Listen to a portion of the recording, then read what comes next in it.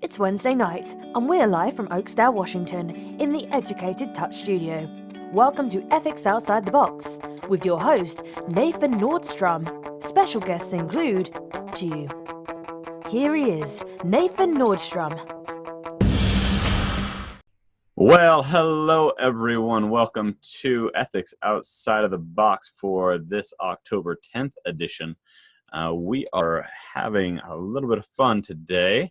We're going to be talking about ethics like we do every week, but we're going to take a little different angle this week. We're going to be talking about and steer away from, and that is the concept of sex.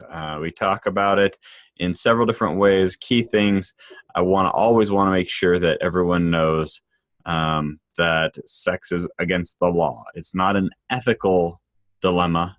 It is a legal dilemma. As a massage therapist, it is not something that you can do with your clients. It is not massage therapy. That's prostitution. We step out of that realm quite quickly when we're talking about that. So that's kind of the easy button on where we're at and kind of what we do there. However, there's specific guidelines that the National Certification Board wants us to be conscious of when we're looking at how we promote ourselves. So the first thing I want to go to is what I do every week. I go to the National Certification Board of Therapeutic Massage and Bodyworkers website. That is NCBTMB.org. And then I go all the way down to the bottom of their website, their beautiful new website. And I find a About Us section. And we go through all these different wonderful things. Right now we're on the Standards of Practice. So we click on the Standards of Practice. And as the Standards of Practice process through, we've gone through most of this. We only have a few more weeks left in this year. We have October, November, and December. Time is flying by very quickly. But we've done an episode a week for this year. So if you haven't gone to YouTube and search for Educated Touch and Ethics Outside the Box, you can, and you'll get right now 40-something hours worth of ethics discussion for whatever topic you are. I like to say that this is really good for massage therapy schools. If you have a student who missed an ethics class on a specific topic, it's really easy to say, hey, go watch that episode on Ethics Outside the Box. And that should give them a really good guide to kind of look at the standards of what the National Certification Board requires for the Code of Ethics and the Standard of Practice. So we are currently on Standard 4. We've gone through 1, 2. Hold on. 1 was, make sure that we get through these, professionalism and Standard of Professionalism and what those pieces are required. 2 is the legal and ethical requirements for the National Certification Board. Kind of those small pieces there, what it means, how you really refine it. 3 was confidentiality, and we talked about the wonders of making sure that we are taking care of documents and confirming with the client if we can use their name and all of that wonderful piece. And then number 4 is business practices. Now, business practices are not just how to run a successful business, but it also goes to really kind of what you should and shouldn't be doing for best practices in business and as a licensed massage therapist, and especially a board-certified massage therapist. So we go into standard. We went through A, B, C, D, and E, I think. Let me just double check here. Number F is from his or her own business with integrity and avoid protocol potentials and actions, conflicts of interest. We've already gone through that, and we already went through G. So we're on H and I. I'm going to double check a little bit here. Yeah, the H and I is kind of the important pieces on how you really market yourself as a massage therapist, especially for H. So we're going to read through this real quick, and then I'm going to break it down, kind of go through what those different things are, and really what are some things that maybe people aren't thinking about for this specific standard. But H is advertise in a manner that is not misleading to the public and shall never use sensational, sexual, or provocative language and or pictures to promote his or her business. This is an easy, okay, yeah, don't do that, moving on. However, if we break it down, we actually start seeing some things that are out there. And I'm going to call some people out on this week. We're going to talk about specific cases where I have to say that there may be some of this going on even in the support of our industry. So advertise, let me go to the first word, advertise. If they put a period there, that is a statement. And I agree that every massage therapist should be advertising some way. Not just word of mouth, but actually working to get their name out there. As well as by doing that, you're getting the name of massage therapy out there.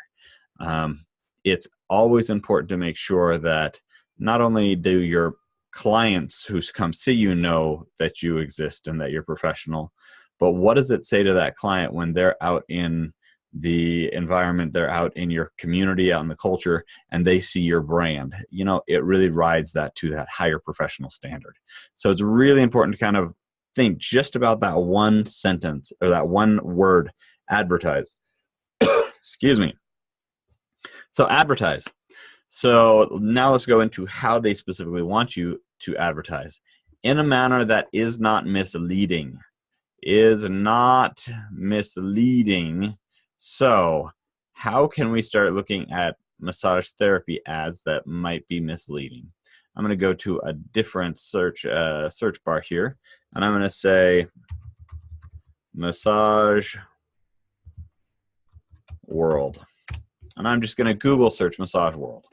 Let's see what comes up when I type in Massage.world, because this could be many different things.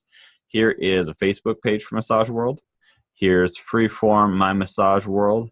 Here is Massage.world Global, www.massage.world. Let's just kind of take a peek at what Massage.world is. And we're going to kind of see if there's any misleading concepts or conduct here. I like the logo. So it looks like one of two things. It either looks like a hand or a hot bowl of soup. That's just kind of me, kind of how it works there. Massage.world.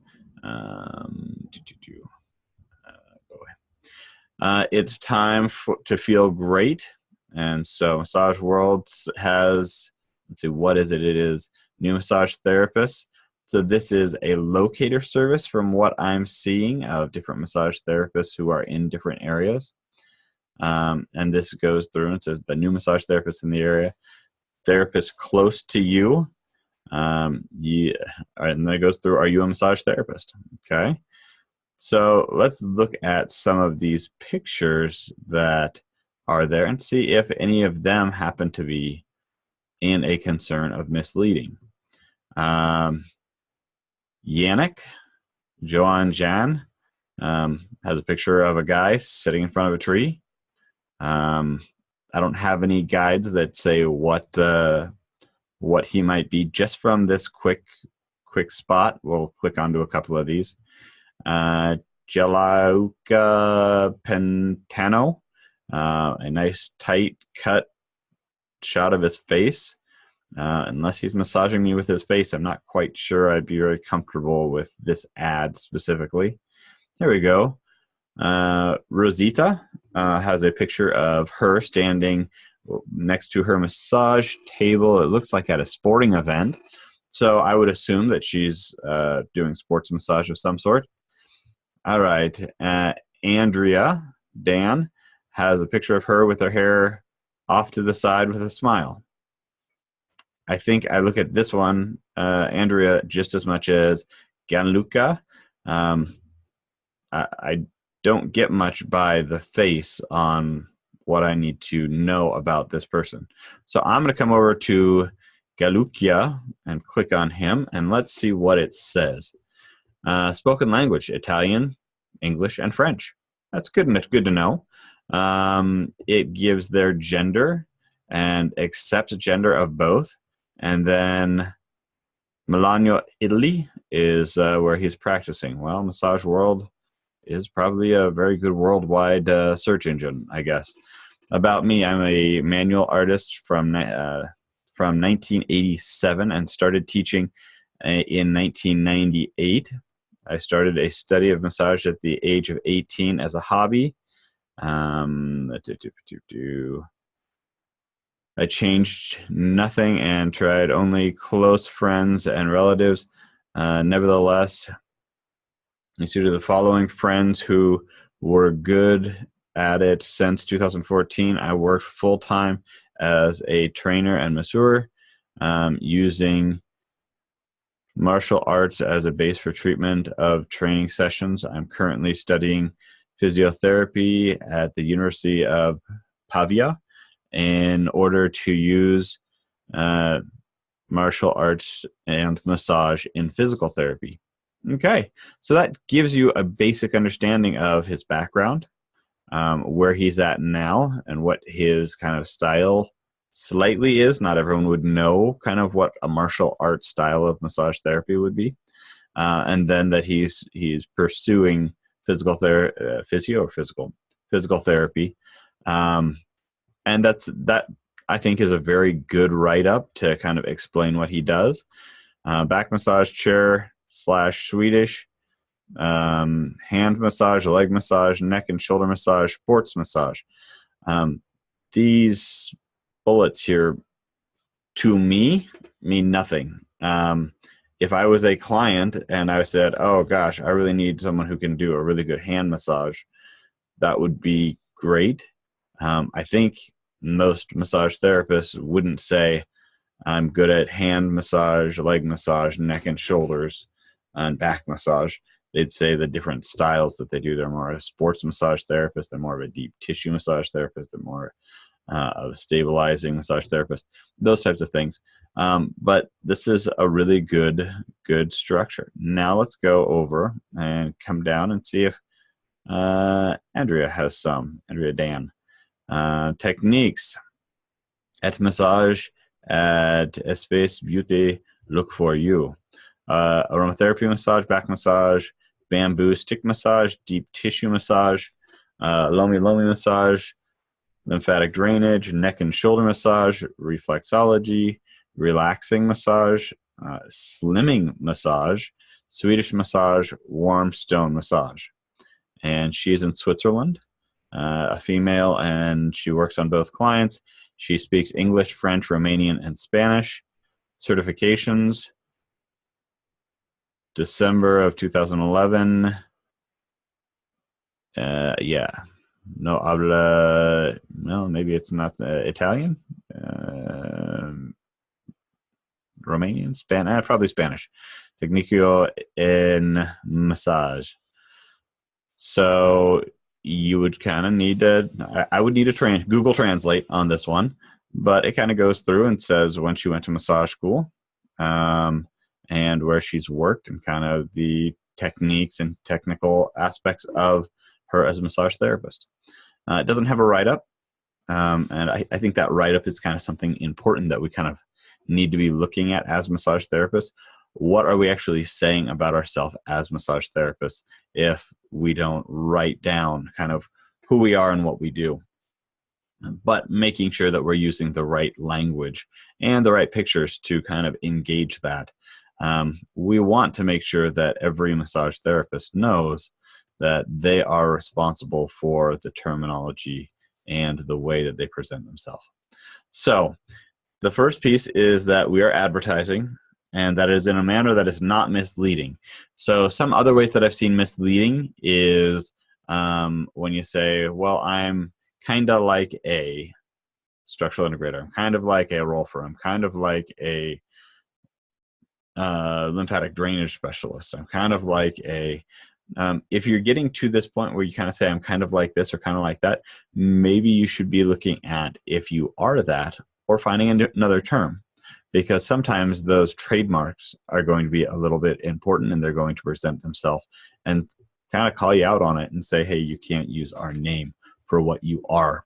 Also, I always suggest that people don't look at what they are looking at doing or what they are presenting themselves as preparing to be. So I'm almost certified in, or I'm practicing towards. You don't have that certification yet, so you can't use that group's name for whatever it is. So being cautious of that, and that can be a little bit misleading if you're not there yet by using their name. You can use an assessment term or an assessment concept of what you do so that it can be explained instead of using their name, but using their name can get you into trouble. Okay, so we is not misleading to the public, and shall never use sensational, sexual, or provocative language. All right, so I'm going to do something a little bit here that I don't usually do, but let's have some fun with this. First thing I'm going to do is I'm going to share this web page, kind of so we're all on the same.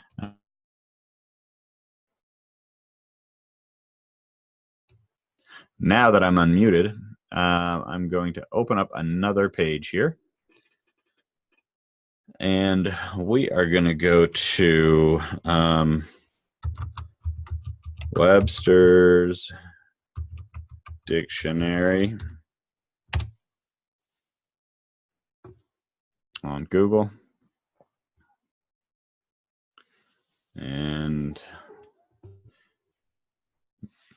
I don't know why it went to the intranet of Hand and Stone, but let's go Webster's Dictionary.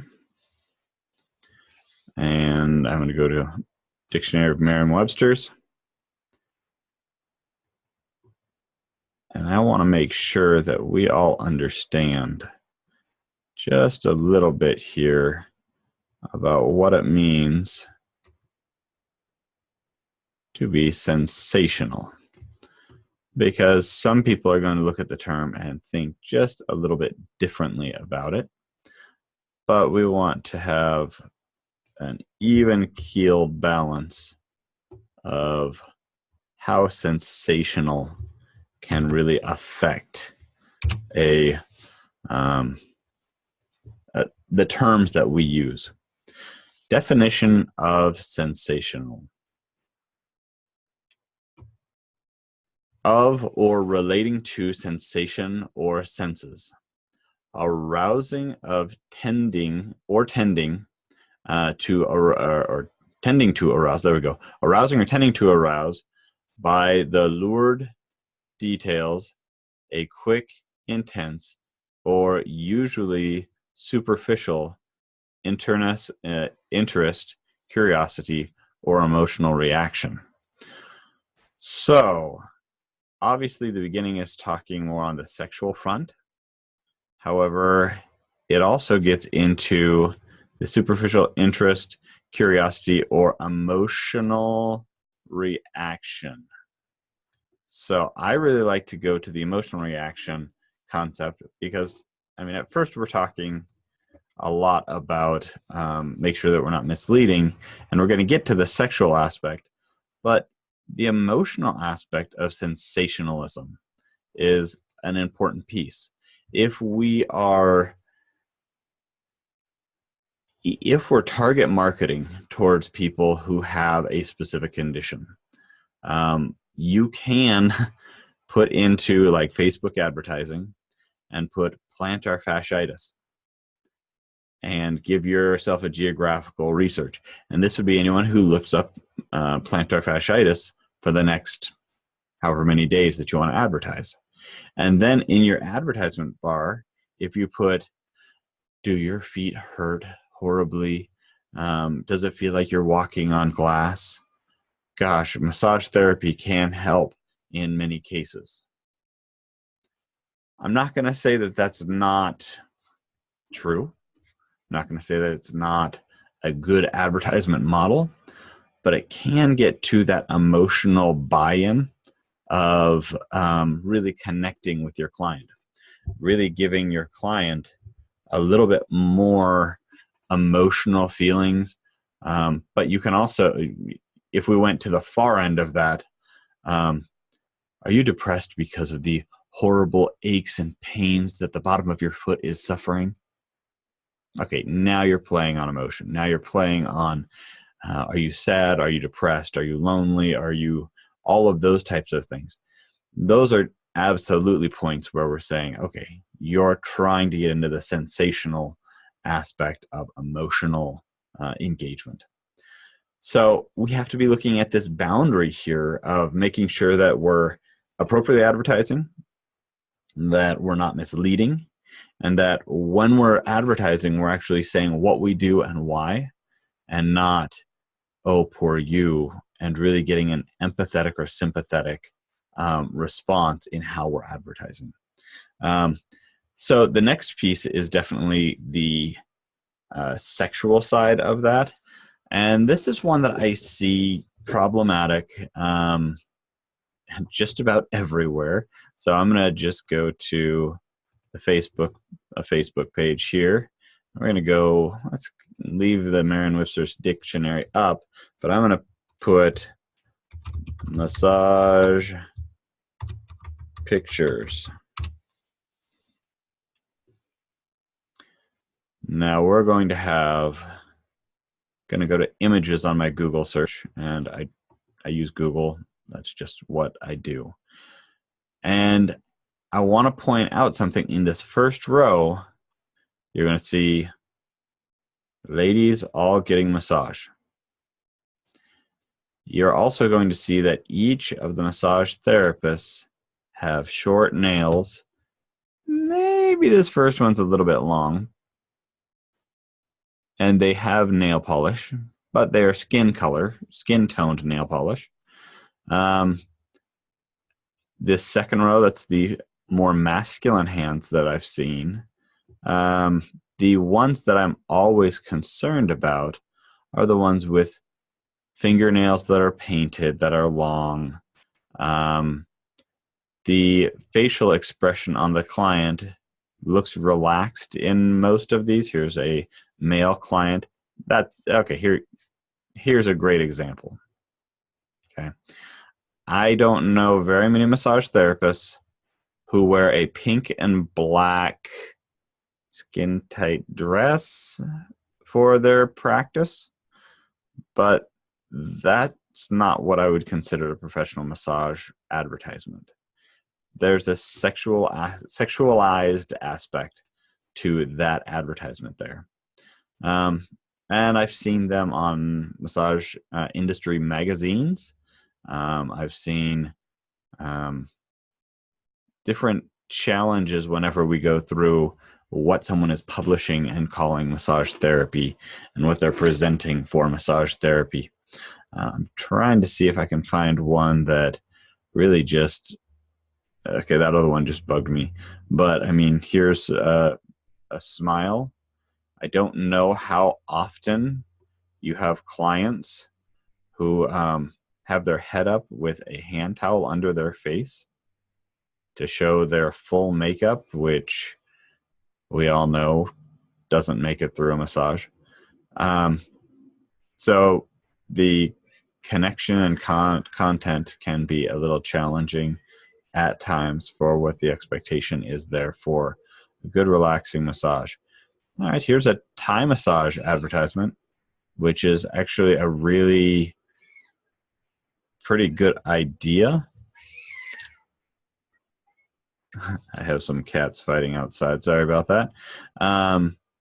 Interesting how they draped a towel around the front of her to make sure that she's covered, and the person straddling the back of her legs. That is a Thai massage move that is there. But they tried to do everything they could to make it a modest advertisement. I don't really kind of see her breathing, but it's obviously a picture and not a video. I do have to say, I did a really good search for massage. Nope. Okay. I don't know how I can say this isn't professional. for a licensed massage therapist. It's not what we think of. It does scream of a person showing off their body more than they should, and not about the technique or the skill that they have. So being creative with advertising, I think, is an important piece. But I think more important than just being creative is making sure that you're not misleading someone to think that it's sexualized, or that they're going to have a sexual experience with you as a therapist when they are on your table. Being able to be strong and communicate professionally. Sometimes you don't give off that intentional terminology, but someone might think that still. And so being able to, in your practice, be able to say, oh, I'm sorry that you misunderstood. No, this isn't prostitution. This is massage therapy. That's a very direct way. So we've talked about the advertising. Please do. Make sure it's not misleading to the public. Never sensational. Never playing on the emotions of your clients. Never sexual or provocative. So the term provocative itself kind of can be a lot more on the sensational aspect. Oh, maybe I didn't. Yep, let's try this one more time. Provocative, Control-C. And we're going to just paste provocative here. Provocative in the dictionary. The definition of provocative: serving or tending to provoke, excite, or stimulate. So what would you be exciting or stimulating on a client? Now you can be provocateur of thoughts, of concepts, and get people interested in a subject. However, using provocative language is really referring more to how you're connecting that term to elicit a intrigue of sexuality, usually. Provocative language. Or pictures to promote his or her business. So the pictures should not be misleading, sensual, sexual, or provocative as well. And we kind of went through that with the Google search of massage pictures. I kind of wonder, and please stick with me on this one just for a second. I did a search for massage pictures under images. I'm going to go to massage therapy and go to images. And we're going to get a slight bit change here. We started seeing chair massage. Once again, what is the client wearing and what is the therapist wearing? Is that a standard outfit for a chair massage that just seems like a very long shirt? It could definitely be considered professional. Once again, depending on how you wear it and all that other good stuff. I've noticed that the majority of the profession is covered in the pictures by having a good set of feminine hands. There are pictures for masculine hands. This is also where you start looking at not being misleading as a massage therapist in the pictures that you're putting on your website.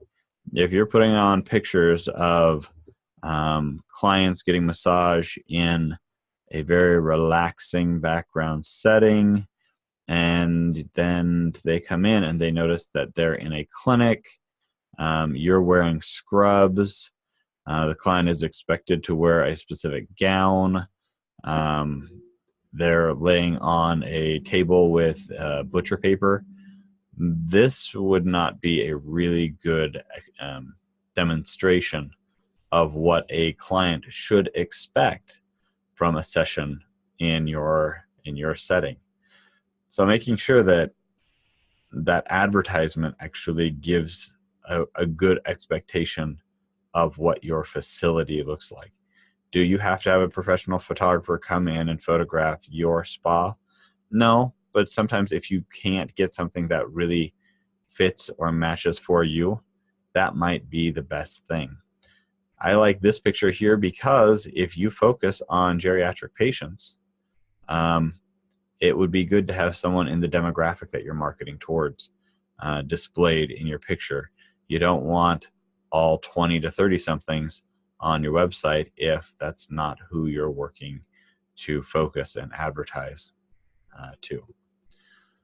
All right, so this is an important piece, but I have to go back to that first word, advertise. I know very few massage therapists directly out of massage school who get excited about advertising themselves. And the ones that I have met and have got excited about it and gotten out of school and started advertising, as long as they make it a consistent and steady practice. Business principles say that you need to always be advertising, and when you're busy, you should be advertising to keep you busy instead of being so busy that you don't have time to advertise, because what then happens is your books start leaning off, and then you're like, oh, I got to advertise more, and then you have a lull in your advertising and marketing, and so then you put out a lot, and then you start getting busy again. So to keep your schedule full or keep your client schedule full, you want to make sure that you have a steady level of advertising. Don't over advertise, because you can have your schedule booked out 3 months, 6 months, and still be putting money out there on advertising and having people call in, and you just can't fill them. So you want to be conscious about how much advertising you do, what type of advertising you do, what advertising works for you, because some places advertising in different ways will work, some it won't. I know a massage therapist who uses Craigslist quite regularly, and he gets clients that he's looking for. They're professional clients. He makes sure that he has more professional language when he's seeing these clients, because he wants to make sure that the clients know that he's a professional and aren't questioning his motives and all of that. It's a tool that we use. Now, if you look at other places, some people will use like Facebook. Facebook advertising is another online advertising. Some people will use flyers, making sure that the picture's there. I also have in the past used, when I owned a spa in Portland, Oregon, instead of a really good spa picture, we actually had a map, because the advertising that we did went to each of the buildings that were around the spa.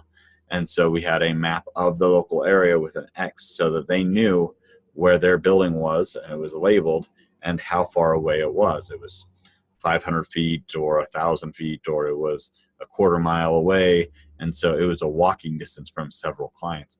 So that type of picture was really beneficial to figure out for the client, oh, wait, oh, they're right around the corner. If that's what you're looking for, if you're looking for clients in your local region, have that stated in your advertising so that they know, oh, yeah, I could go by there while I'm going to the whatever, which is right next door. Okay, so being conscious there of what advertising needs to be out there. What is the major form of advertising for massage therapists? It's obviously word of mouth. So if you are looking at using that as your advertising, don't forget that printed materials is great for word of mouth reminder. If you have clients who are loving their massage and want to advertise and want to market for you and want to give away your business card, make sure they have something in hand. If they don't have something in hand, a lot of times they'll forget about it. Had a esthetician this week that I was talking to, and she had a client who came in and said, oh, I was talking about you this week. And she's like, oh, really? Well, who were you talking to? She says, oh, I was talking to my mom, and I was bragging about how great my facial was. And her mother was bragging about how great her facial was. And she found out that they asked, okay, so where are you going? And they were going to the same place, and they were going to the same esthetician. So I would much rather have two people bragging about one person and then realizing that they both go to the same person, because it not only builds their practice of talking about you, but it gives them another pat on the back to say, hey, you have good taste. Other people like your esthetician or your massage therapist as well. So be conscious and be aware that advertising can take so many different forms, and make sure that all of them are legal forms. In some towns and some cities, they have specific pieces about having boards out there, having signs out there, having street signs, having yard signs, whatever you're looking at doing, make sure that your city or town ordinances or council allows that type of advertising or marketing that you have out there. So being conscious of all that, that's a really good thing. Oh, another thing on the advertising marketing side, which insurance companies really do frown upon, is the referral or the paid referral. So if as a massage therapist you're referring to a chiropractor and they are then giving you a kickback or a paid referral for sending that person, the insurance companies really don't like that. And it's not quite the best ethical behavior. If you want to refer to someone, you should always be referring because of their skill and not because you have a personal gain in the aspect of referring them there. So stepping away and making sure that that advertising is for the client's best interest and that you can re-engage that client regularly. All right, so the standard I, 4I specifically, is comply with the laws regarding sexual harassment. That is a very blunt and direct statement. So what does it mean to comply with the laws regarding sexual harassment? And why would someone not do it? Comply with all laws regarding sexual harassment. So first of all, as a massage therapist, you should not be harassing anyone, any of your clients. You shouldn't be harassing them for an upgrade in their services. You can offer, but when you get a no, the answer is no. So accepting no's and moving on. If you have a client who is engaging you and asking for things that are more than just massage, being able to bluntly say, that's not what I do, here's the end. Also, if you are infatuated with a client, if you find that you have an emotional tie to a client, that is a real big challenge. So being able to look at that countertransference relationship. So a countertransference is different from a transference. So we're going to talk a little bit about that and then get into specifically complying with the laws regarding sexual harassment. So you have a client who comes in to see you and they say, wow, that was a great massage. I really do like that. And they start treating you kindly or flirting with you slightly because they appreciate the great touch, because they're touch deprived, or because they think you're cute. Either way, a lot of that can be considered transference. They're transferring a relationship where they're getting benefit from and connecting that to a personal relationship. So in massage therapy, you really have 3 major relationships where people transfer the relationship to make it comfortable. So transferring, the term transference is taking one relationship to another relationship to make that relationship comfortable. So in our society, having a person get undressed, lay on a table, and have you touch them for an hour really isn't comfortable in our society. And in a lot of people's minds, they don't feel comfortable with that. So they have to create an idea of why this is okay. So the first thing that usually happens is they start talking more. And by talking more, they bring up different concepts, different ideas, just to see if you have something in common, because talking means I can be distracted from what's actually going on in the session. And then in that talking, they'll usually start trying to build a comfortable relationship that would make this okay.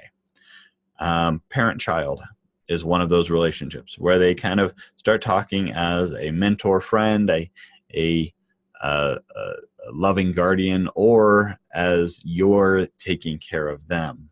And so you're the guardian, or you're the child, depending on the family relationship and the age dynamic, all those kind of things. So parent-child. Second one is doctor-patient. A lot of times if you work in more of a clinical format and a client comes in with a specific ache and pain and you help them with that ache and pain, a lot of times they'll go, oh, well, they're kind of like a doctor, but with muscles. And so they'll start treating you in that format. And they'll ask you things that are outside of your scope of practice, like, should I continue taking this medication? Or, gosh, should I go back to my doctor? That's not our job as a massage therapist to say you should or should not. That's a huge liability. Okay. And then the third relationship transference is a lover. And there's a subset of lover to friend. Gosh, I wouldn't be comfortable with just a stranger touching my body, so I have to make them a friend really quick. And so I need to be able to talk to them like a friend or engage them in friendly conversation about other stuff that's going on that you may or may not agree with. For example, politics. If you have a client, if a lot of your clients come in and they start talking about politics, they're trying to create a friendship with you and kind of make it escape from the concept of what you're doing, instead of, as the licensed massage therapist, being able to focus them back on their body and saying, okay, so you talked about your lower back pain. How's that lower back pain feeling? Okay, let's have you take a nice deep breath and we're going to stretch that. Remember to keep the session focused on the purpose. It's nice, it helps, it supports the client, and it allows them to focus on the ability of change. It gives them a deeper understanding of what's going on. That sexualized aspect of the client buying into a different relationship, saying that they have feelings for you because you help them and they really like you, is only made worse when the therapist buys into the relationship as well. And that's the concept of countertransference. So the client has transference, you go, hey, yeah, you know what? They're kind of cute too. Or, gosh, I really did help them. I guess I could go out on a date with them. I don't want to offend them. You're countertransferring a relationship and building upon it without a support of historical strength other than a paid relationship. Paid relationships going into a personal relationship has many different challenges to it. So being conscious and being aware of those is really important so that you can connect and understand that taking a paid relationship into a client, into a personal relationship, the dynamic is different in the first case than the second case. And so being able to make sure that there's a separation to that is an important piece. However, if you have countertransference and you're interested in a client and they're not interested in you, that's a problem. Sexual harassment doesn't always mean that you've done something wrong. A client can feel sexually harassed because you did not communicate professionally. You did not engage them professionally. You did not address them professionally. People can feel uncomfortable for many different reasons. And generally, you have an inappropriate response on a first-time massage because the massage therapist didn't communicate clearly what the expectation of the session is. This is a case where there are many cases where a massage therapist got in trouble. They may not have gone to court, but they've gotten in trouble because they forgot to ask the client if they could work on their glutes, on their hips, or on their abdomen, or on their adductors or inner thigh. If you don't address that and ask for confirmation that you can work on those areas, and you just assume and start working on them, there's a huge percent of the population that's not going to be comfortable with that, depending on the relationship that you have and that they have with you. the way that they communicate and you communicate is very, very important, both the verbal and the nonverbal. If someone does claim that you've done something wrong, if they claim that you touched them inappropriately, it is your responsibility to, number one, at the very beginning, at the top, is to really kind of comply with all of the research and the search and the process. I had a friend, a client, or a student of mine who was in massage school. He got out and was practicing, and it's a sad situation because there's a couple of key pieces. There's the he said, she said aspect of any situation. We see this right now in politics, where you have a politician who is now trying to look at creating a future for himself, and he has an experience that he's trying to justify that was 30, 40, 50 years ago. If we look at a client therapist session, you have the he said, she said of a client session, because that's where most cases really lie, is the he said, she said, or she said, or he said, he said. It's really difficult to prove without a shadow of a doubt that something did or did not happen. So this massage therapist was working in a spa, and the client was asleep on the massage table. And during the massage session, he worked on the hips and the adductors and the whole body, and did a full body massage. And at the end of the session, the client woke up and went to the owner and said, he touched me inappropriately. If that were the end of the case, that would be great. The client actually then decided to take legal action against the massage therapist.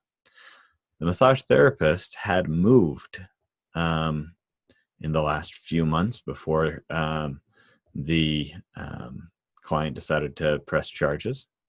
And so the announcement of the legal charges went to the address that was posted on his driver's license, which he no longer lived there and was not getting mail from.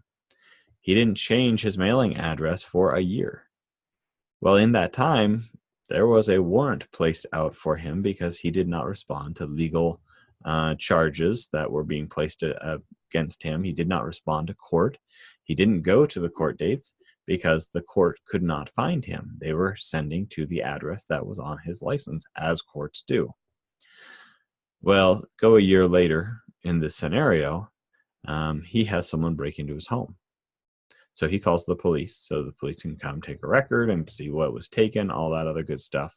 He gets arrested because he did not comply with all the laws regarding sexual harassment. He had an accusation. He lost his license because he was unable to defend himself in court during all of these proceedings. It's a dangerous place to be at. It's a dangerous thing to be looking at. But making sure that you're doing all the little things in the rest of your profession to engage with having a safe and professional guide, and to engage and be safe in making sure that the legal structure can meet with you.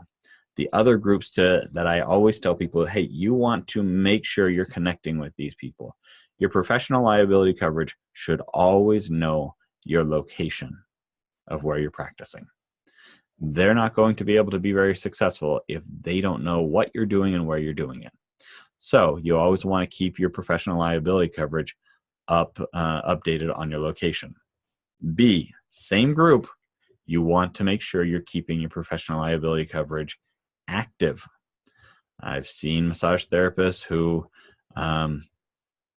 they let their professional liability coverage lapse for 6, 7, 8 months, not thinking anything about it until they renew it, and they have a charge during the lapse period of time that they didn't have insurance coverage.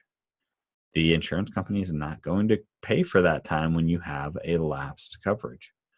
So you want to be safe. You want to make sure that you're dealing with that. I do know that AMTA has a monthly payment plan where you can have them charge monthly and it can go on, and then you don't have to worry about if you have to renew. It's just auto renewed and you go right on through and you have your professional liability coverage taken care of at that point. Now, they will usually follow up and make sure that nothing's changed and how things are going, but you have that coverage covering you no matter what. Very important. So in some of my expert witness cases that I've worked on, it's always important to, one of my first questions to any lawyer who's coming to me is, do they have professional liability coverage? Who are they working with? What's the environment? And what other insurances do they have? How are they demonstrating their professionalism? How are they demonstrating that they are working to the best of their ability? And I usually then go into what's the documentation that they have regarding the session that they are engaged in. So those are all things that I want to put out there that really scream professionalism. And if someone is claiming that you were inappropriate with them, by stepping up and by saying, what is it that we can do? How can I help? How can I demonstrate that this isn't the case, or that this is the first case that I've heard, and I want to make sure that that is not what is connected with me as a massage therapist, both to any legal courts, but also to your state licensing board. Because that whole piece there isn't just making sure that you're complying with the court of law, but comply with all laws regarding sexual harassment, which could also be your state licensing board. It could be your city ordinances regarding sexual harassment laws.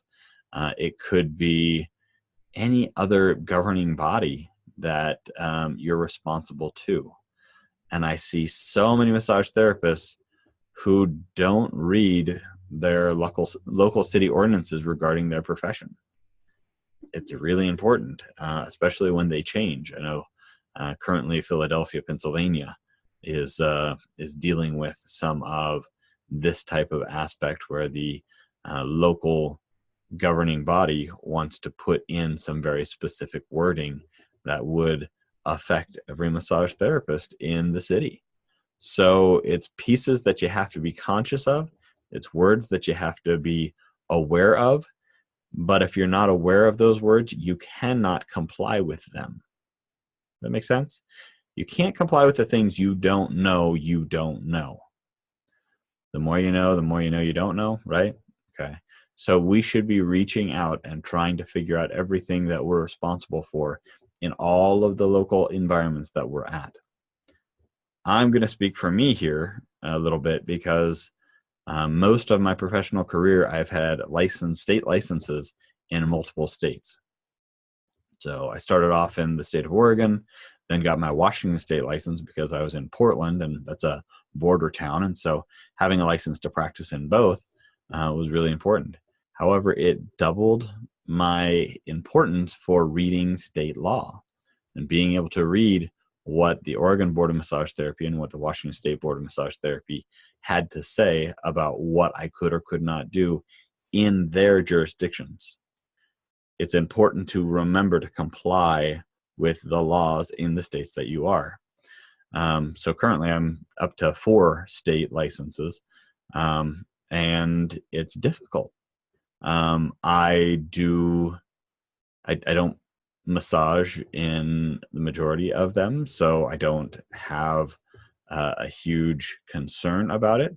But still, for me, I feel compelled to annually read their state licensing, their state laws, see what's changed, see what's come up, as well as there's 2 other resources that I really, really do love. That is to get on the email list of your state licensing board so that they're sending you emails of what the newest updates are for them. The second one is AMTA has a email that they send out regarding any legislation changes going on across the country. And really being able to get that email, if you're an AMTA member, ABMP probably has something very similar. But being able to get an email with what's going on in the local legislation for your state You don't have to read every other state unless you're a geek like me. But you can really get more information about what's going on in your local industry when you start seeing legislation changes that are going to affect you as a massage therapist. Being conscious, being concerned, and being proactive. A proactive massage therapist is a successful massage therapist. It's the reactive massage therapist that usually gets an emotional tie, an emotional concern connected with it.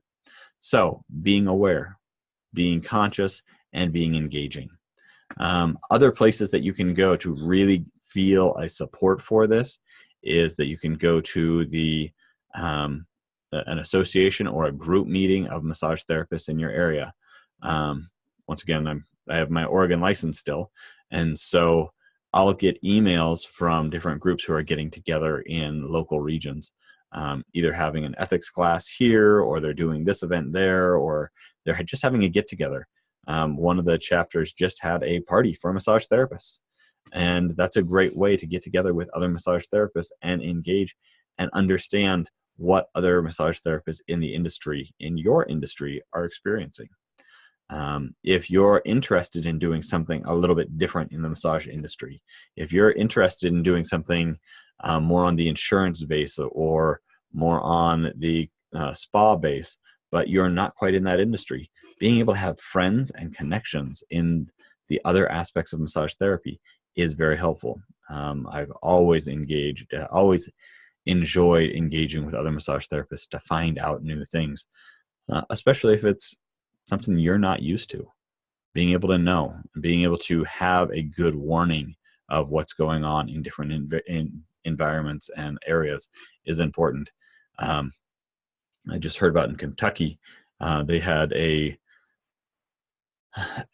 law change or rule change, or their insurance board was categorizing massage therapy all under service, and the spa industry and the massage therapists who were more clinically trained and doing more insurance-based and more healthcare-based massage therapy had to reach out and say, I'm exempted from this tax because I'm not a service of relaxation. I am a clinical service, and this is why I do it this way and how I do it. And then they're exempted to it. But you wouldn't know that unless you went to other people who were engaging, or else you just get this letter and go, oh, I got to deal with it. I gotta pay that. Being aware and being supportive, it's an important piece. Thank you guys for joining me today. We're cutting a little bit short here, but I think we've covered this pretty successfully. So I wanted to go back to standard 4H is advertise.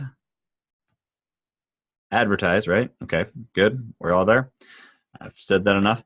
Advertise in a manner that is not misleading to the public and shall never use sensational, sexual, or provocative language and or pictures to promote his or her business.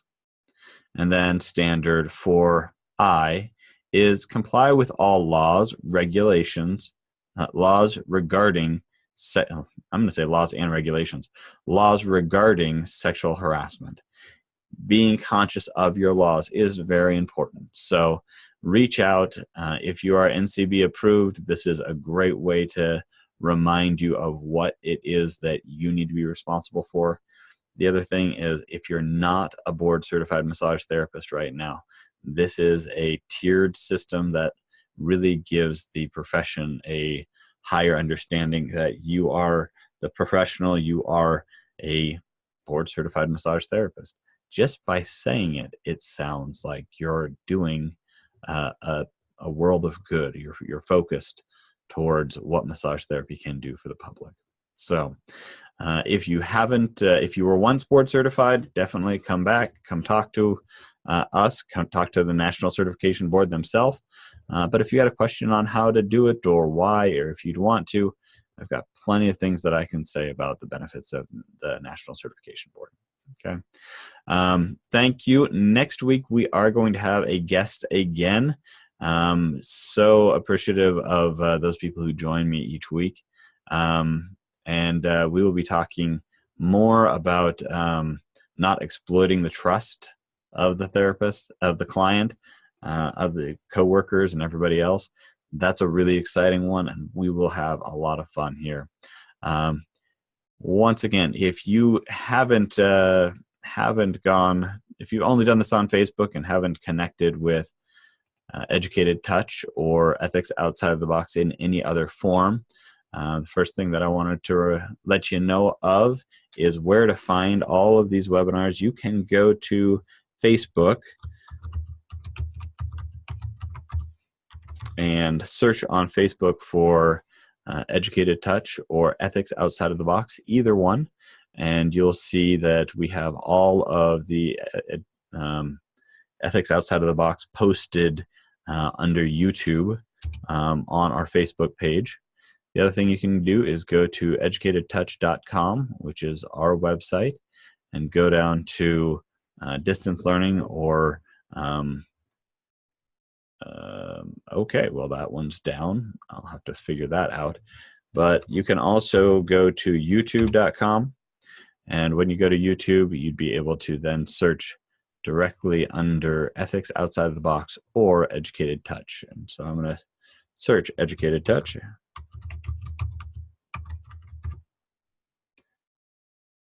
Maybe.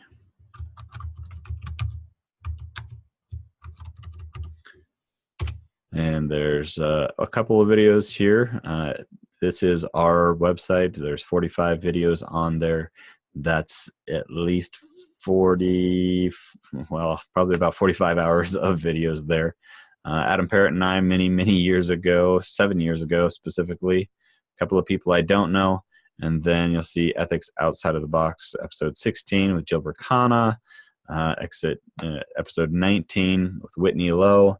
And then you'll see ones that I've done alone and other ones where we've brought on many other wonderful guests, people you may already know, like Ryan Hoyme, and just being able to connect with other massage therapists who lead and teach in the massage therapy profession in many different ways. Thank you once again for joining me. If you have any questions, my email is nathan@educatedtouch.com. Have a great day, and I will talk to you again very soon. Bye, guys. The hour has flown by. We hope you've enjoyed this discussion with Ethics Outside the Box. As you've seen, Nathan uses many second-hand stories of ethical situations. If you'd like to share your story or you have any questions, feel free to contact him at nathan@educatedtouch.com. If you have just watched this video and would like to continue in education for home study, you can go to shop.educatedtouch.com under the home study options with the date or episode number to receive your exam. If you would please like this video and subscribe to our YouTube channel, we will keep you up to date on new videos. If you'd like to attend one of our live courses, you can find upcoming scheduled events at www.educatedtouch.com. Thank you for joining us today.